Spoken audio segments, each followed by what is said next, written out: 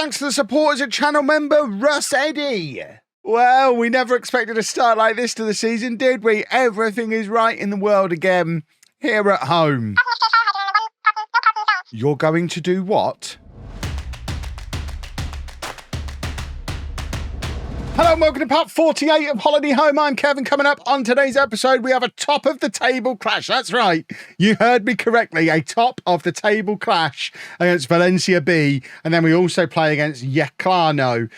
But since you were last with me, our start to the season has been absolutely phenomenal. Nobody, me included, had any concept that this was going to happen off the back of the transfer window that we put out a couple of days ago. But it turns out sometimes having an excellent team cohesion, an excellent club atmosphere, having your established hierarchies and social groups and just not messing with what's already a good young squad, sometimes that's quite important. And you don't have that typical slow start to the season that you have when you sign 8 new players and it takes some time to gel. So we've started the season running. We're still unbeaten. This is the league table, 10 games in, 10 games played, 8 wins, 2 draws, and 26 points on the board. Gorka and Ivan Luis are the 2 top scorers in the division. They're also the 2 best players in the division. Ivan Such is 3rd on average rating. Sandoval is top for assists. Ivan Luis and Gorka again joint top. Oh no, one first and second for man of the match. The only thing we're not great at is goalkeeping. Let's see if the media have changed their mind. No, they still think we're going to finish in 6th because they clearly haven't seen what's been going on in the league table. And hopefully we carry on this excellent form with this game against Valencia B, our closest rivals. A win here and we really are looking good. And this is the team we are going to be putting out there to do that. And by the way, it's a team that doesn't contain Alex Boxall because just as he was recovering from his broken leg, he got shin splints in the same part, the same leg. So we're hoping that Alex Boxall isn't forever broken, but it is a bit problematic. And what's also a little bit problematic, after we were talking in yesterday's episode about when the series ends, there's been lots of rumours about Mrs. Wearmouth selling the club. So if she were to sell the club, I feel like that's where the series ends. At the moment, we've got owner status, loves the club. So hopefully that's put paid to any rumours that she might be letting the club go anytime soon. But we've had a number of inbox messages, quite well spaced apart. So this is the only one that's currently in there, where she seems to be saying she's not selling anytime soon. But the only reason I'm here is because she's got me over a barrel and I don't have any choice. If Mrs. Wearmouth's not here to force me to do the job anymore, then I can get back to my retirement off the back of Non-Lethal Legends. So we need to watch this space. So this is the 11 for the game against Valencia. We're going with Rodrigo in goal, a back 4 of Zafra, who's just recovering from an injury himself. He's been out for a little while. So Zafra at left back, Joffrey, Ivan, and Busquets at right back. Koulibaly and one of our young loanees, one of our Uruguayans, Leandro Rosa, partnering him in midfield. Rabiu on the left, Ivan Luis behind Pascal, and Sandoval on the right-hand side. That front 4 should be terrifying for any team in this division. Let's get this team submitted and hopefully go out there and terrify and absolutely ruin Valencia B. Remember, Valencia are one of our big local rivals. Valencia and Villarreal are our 2 big La Liga level local rivals. So which are you facing, son? There we go. He got a round of applause from Rabiu. I love the fact that Rabiu is a troll there. Oh, you did your throwing in the end properly. Well done, young man. I'm going to give you a lovely old clap. I mean, if Valencia end up scoring from it, it's less fun. Maybe less time trolling the opposition and more time not letting that happen would be ideal. But that was lovely troll work from Rabiu there. But unfortunately, we are 1-0 down at home to our closest title rivals, and it looked all too easy as well. Rodrigo not really anywhere near it. The defender's not really got it covered, but Sandoval's got the chance for a free kick, and the goalkeeper's a long way over there. Just here, please. Oh, the goalkeeper makes it all the way back across and makes the save, but we've got the corner. Just a couple of minutes have passed since the Valencia goal, so a goal here would be super duper for us. Cross comes in, Joffrey gets onto the end of it, but his header ends up going back out to the left-hand side. But that looked like a foul to me. Referee, are we not getting a penalty here? Goodness me. Right, corner coming in for Valencia. Rosa can't get it clear. Rabiu can't get it clear. Oh, that's not my donut, is it? Is that our donut has just scored against us? The commentary saying this is getting embarrassing, and it kind of is. I've just talked about how good we've been playing this season, and I think that is our donut. Oh, God, it's our donut. We've had our own donut come back and bite us.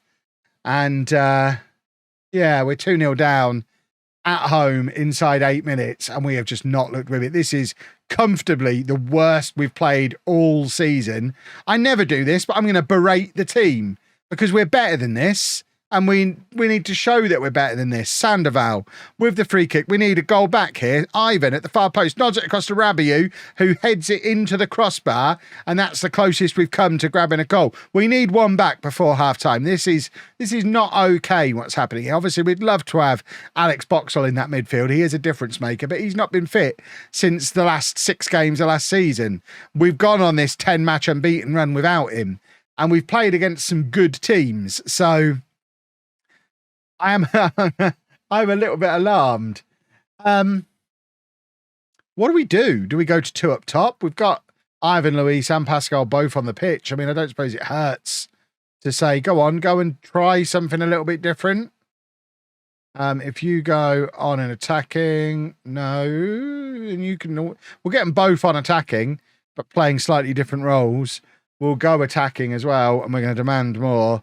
Because clearly what we're doing isn't really working. Although, to be fair, it was early smash and grab from Valencia, and they've not really offered very much since then. So it doesn't feel like we've been massively outplayed for large portions of the game. They just got their goals early and are now sat back with their flat back 7 and letting us do our thing. Sandoval, though, on the right-hand side, plays it back to Busquets, who ball over the top for Sandoval. We've got 2 men in the middle. One of them's Gorka Pascal, and he grabs his 10th goal of the season. And the immediate reply, once we've changed to 2 up top, and that was exactly what we were looking for with the change.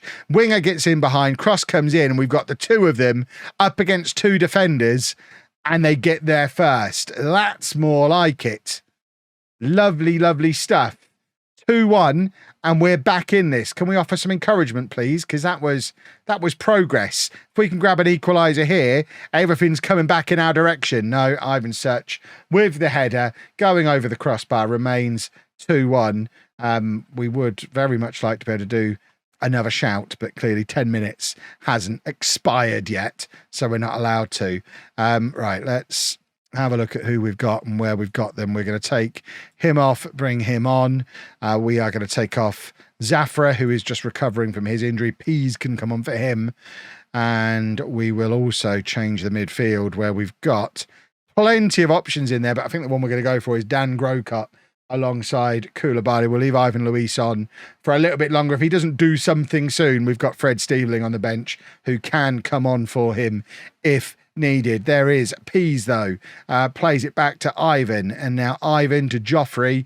Right, we can now offer some encouragement. It's Martinez Perez on the left-hand side, and now Busquets to Grocott, and now Koulibaly. We're knocking the ball around nicely, but we really do need to just get it forward and get a goal. But we've got a winger in behind again, and this time we find Ivan Luis, and the tactical change has worked twice over. It's a replica of the first goal, but this time on the other side of the pitch. It's like a mirror image. T'other winger, t'other striker. It's 2-2. And we are right back in this. 2-2, 15, 20 minutes or so to play. Both our strikers have now scored. Here we go, boys and girls. Let's go and grab a winner now. We're going to be staying on this attacking instruction because we want to win. For goodness sake, you Wally. You absolute Wally. Oh, for goodness sake. Well, that's not ideal, is it? We're going to sacrifice Sandoval here, I think, and go to a nice narrow setup that never fails. So he's going to come off. We're going to bring on Fred Steebling on in there. He's going to go up front. And Ivan Luis drops back, and then Koulibaly needs to come off as well. So we'll bring on David Rodriguez in midfield. And maybe we just drop back to a positive mentality now. And at this point, we'll take the 2-2. Thank you. Offer some more encouragement and hope that we don't do anything else stupid and we just manage to hold on. Gorka has dropped deep here to try and get something moving going further forward, but unfortunately nothing did come of it.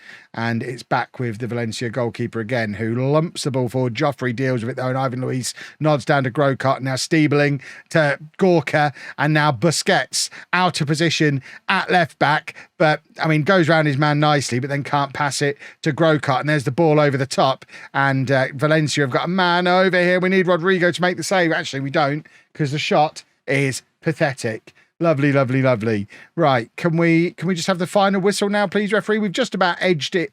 We had just about edged it on XG, but I think when we're down to 10 men against the other good team in the league, we definitely take a draw in this situation. But it's Valencia on the attack again, and that's a good save from Rodrigo. The guy was offside anyway. We've got the free kick, but Rodrigo certainly doesn't look out of place as our goalkeeper. Probably feels a little bit hard done by that he wasn't our keeper last year, although he was flapping at that one a little bit, and the header once again misses the target. Valencia have been a little bit wayward with their shooting in this second half, thankfully, and that's a loose pass from Dan Grocott, and I mean Valencia and Joffrey just well, what's Joffrey doing there? It looked like he had time to get the ball clear, and he's just kind of let it hit him and doesn't really know what to do with it, does he? What's Joffrey doing? Why doesn't Joffrey just clear it there? I mean, it's not his fault that we've lost. It's definitely Martinez Perez who has to take the responsibility. We were looking good when we switched to that 4-2-4, and we are still top of the league, so hopefully it's not going to sting us too hard. But that is our first defeat of the season, and it is going to have an impact on morale. Hopefully, playing against Yeclano, who are mid-table, is going to be an opportunity to get straight back to winning ways. If we don't, Martinez Perez is getting sued. Well, not ideal, because Rabiot has picked up a little bit of a knock midweek, but he's going to have to start on the left-hand side because, of course, Martinez Perez is suspended after what he did. So Rabiot, with a knock, is going to play on the left. Rosa moves up into the attacking midfield position. Rodriguez coming in alongside Koulibaly in midfield. Busquets moves to left back to cover the now injured again Zafra, who's out for 5 to 7 weeks with a double hernia. It's a double hernia with bells on. Is that what he had last time? Is that where a hernia is? Do I not understand what a hernia is, boys and girls? I mean, you might want to check that's not a heart attack, young man.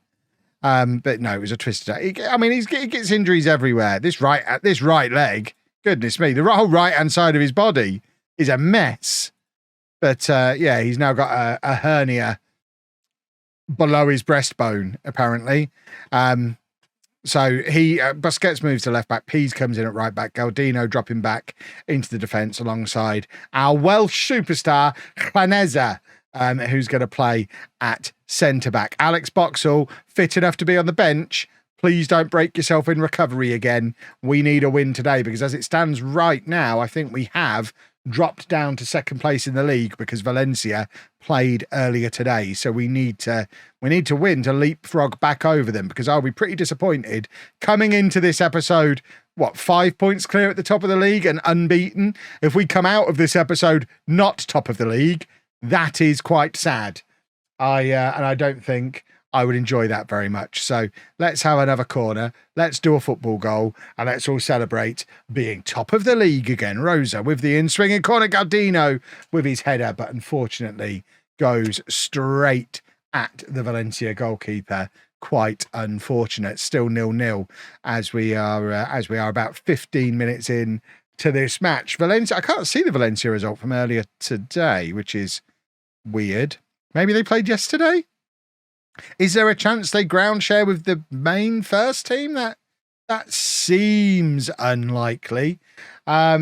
Sandoval then on the right-hand side, who was a little bit unlucky to be substituted in that last game, had been the best player, but don't want to play with just one lopsided winger. And there is Leandro Rosa to put us 1-0 up against Yeclano, and that should put us back to the top of the league as well. Who played that through ball? That was a lovely pass over the top.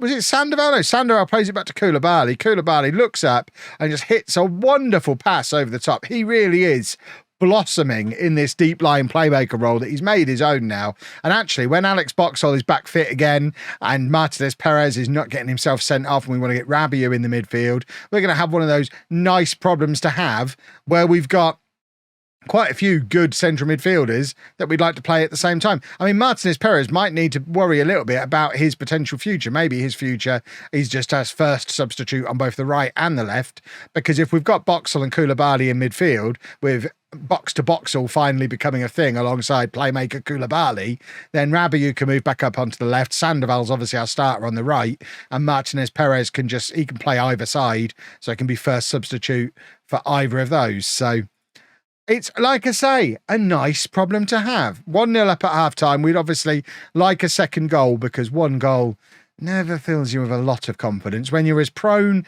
to a moment as we are, we would always like to be a couple of goals ahead just to protect us from the moments. Rosa's in again here, though, and Rosa's scored again. I mean, I don't know where he's exploded from in this episode. He's one of our young Uruguayan loanees, and he has decided today's the day that he makes the attacking midfield position makes it his own. He played in central midfield in the last match. We've had a rotating cast of attacking midfielders this season.